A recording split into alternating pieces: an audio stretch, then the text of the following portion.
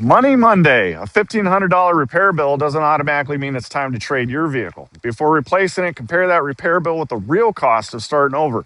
Another down payment, sales tax, registration, possibly higher insurance, and years of monthly payments.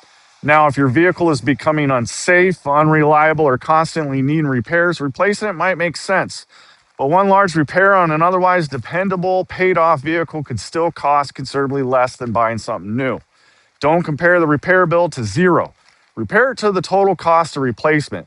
Sometimes the cheapest vehicle is the one already sitting in your driveway. Follow for more honest Money Monday car buying advice.